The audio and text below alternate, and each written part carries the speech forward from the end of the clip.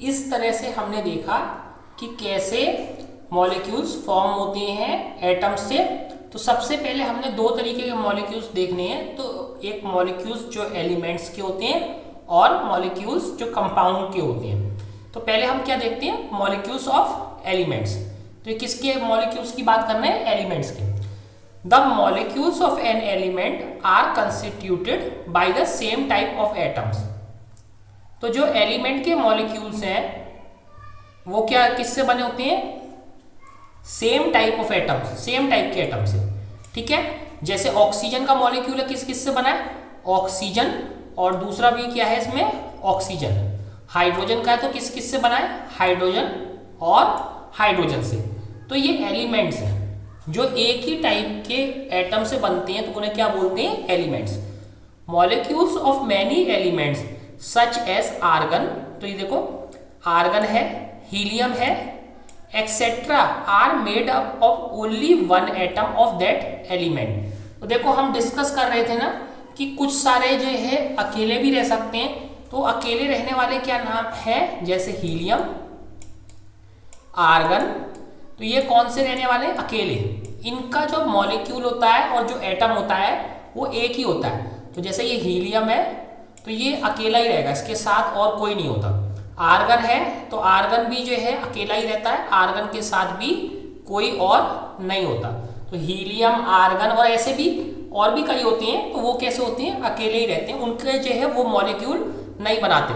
तो इनके लिए एटम और मॉलिक्यूल क्या होता है, सेम होता है।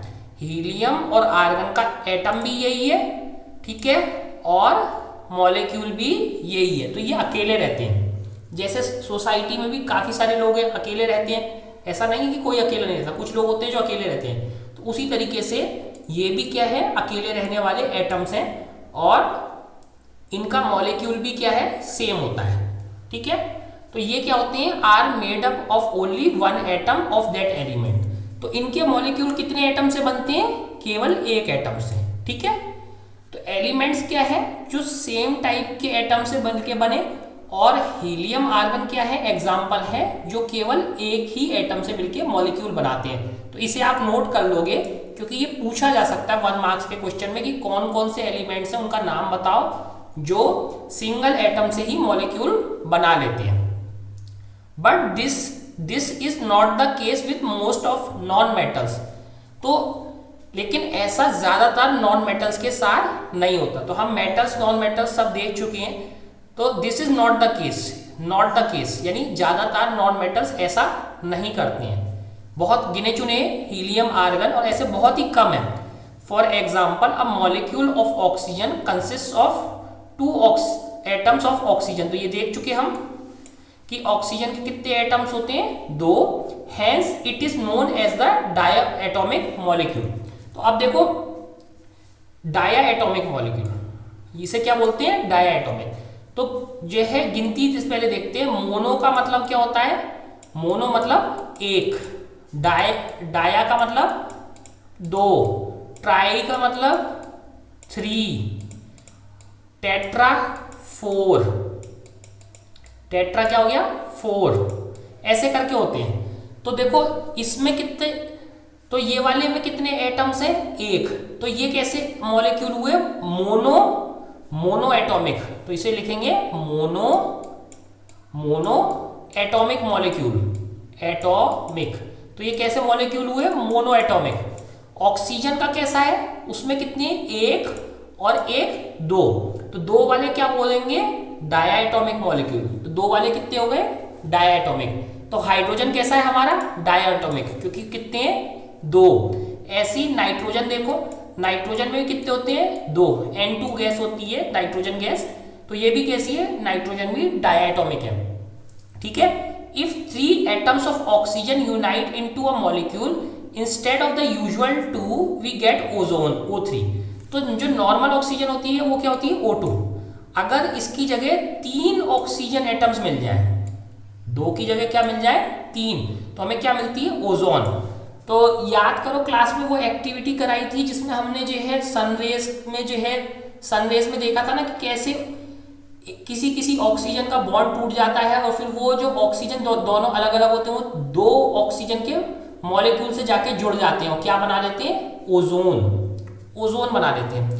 तो the number of atoms constituting a molecule is known as its atomicity.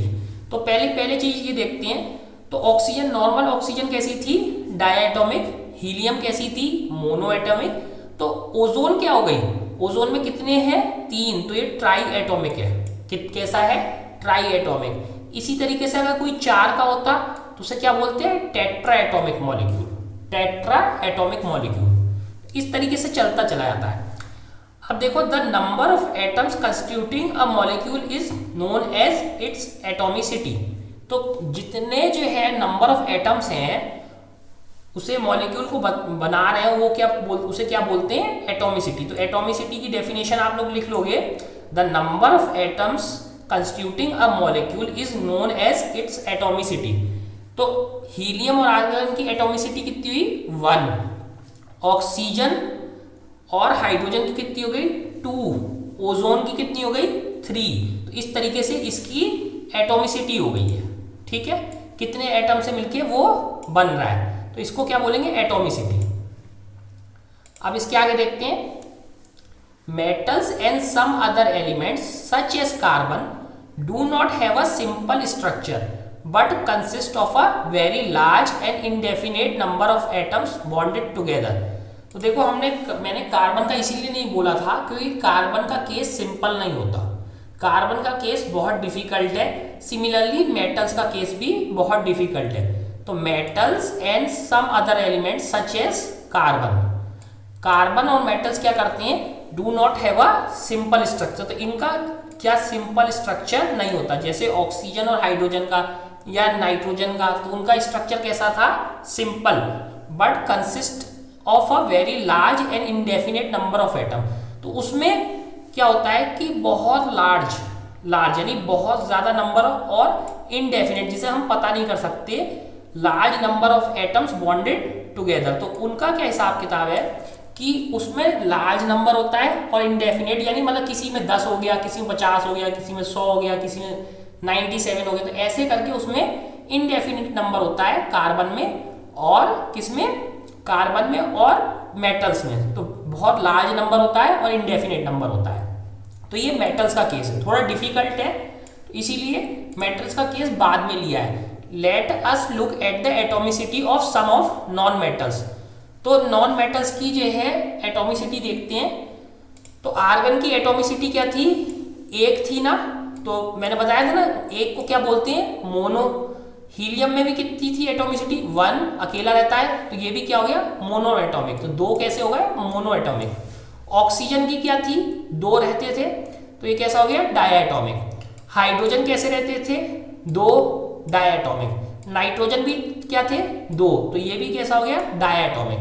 Chlorine कैसे रहते हैं, 2 क्लोरीन ही बनाते हैं, Cl2, तो ये क्या हो जाते हैं, डायएटॉमिक। अब फॉस्फोरस कैसे रहता है, 3 में रहता है। फॉस्फोरस कैसे में रहता है, 3 में रहता है। तो इसको क्या बोल, सॉरी 3 नहीं, 4 में। ट्राई नहीं है, टेट्रा है। टेट्रा का मतलब 4। तो फॉस्फोरस कैसा हो गया, टेट्रा एटॉमिक। टेट्रा मतलब 4 था ना। और सल्फर कैसा है, पॉली एटॉमिक। तो जैसे आप लोगों ने पढ़ा था कि पॉलीमर होता है, तो ये इसका मतलब पॉली का मतलब very large number, very large. तो इसका मतलब पॉली एटॉमिक का मतलब इसमें बहुत लार्ज नंबर ऑफ एटम्स होते हैं। आर्गन में और हीलियम में 1, ऑक्सीजन, हाइड्रोजन, नाइट्रोजन और क्लोरीन के मॉलिक्यूल में 2, फॉस्फोरस में 4 और सल्फर में लार्ज नंबर ऑफ एटम्स होते हैं। ठीक है, तो ये कैसा हो गया, पॉली एटॉमिक। पॉली का मतलब बहुत सारे, मैनी। पॉली का मतलब मैनी, एटम्स का मतलब आप जानते हो, तो मैनी एटम्स यानी उसमें लार्ज नंबर ऑफ एटम्स हो सकते हैं। तो ये कैसा नेचर आ गया, पॉली एटॉमिक। अब देखो, अभी तक हम मॉलिक्यूल्स देख रहे थे एटम्स के, अब हम आ जाते हैं कंपाउंड के मॉलिक्यूल्स में। तो अब कंपाउंड, सबसे सिंपल कंपाउंड लेते हैं H2O। तो यहाँ पे क्या है, डिफरेंस क्या है कि यहाँ पे जो दोनों एटम्स हैं वो अलग अलग है। एक ऑक्सीजन है और 2 हमारे क्या है, हाइड्रोजन है। तो इस तरीके से हमारे क्या बनते हैं, मॉलिक्यूल्स। तो मॉलिक्यूल्स अब देखेंगे, इसमें atoms of different elements join together in definite proportion to form the molecules of compounds. ठीक है, तो कंपाउंड के मॉलिक्यूल कैसे बनते हैं, अलग अलग एलिमेंट से और डेफिनेट प्रोपोर्शंस में।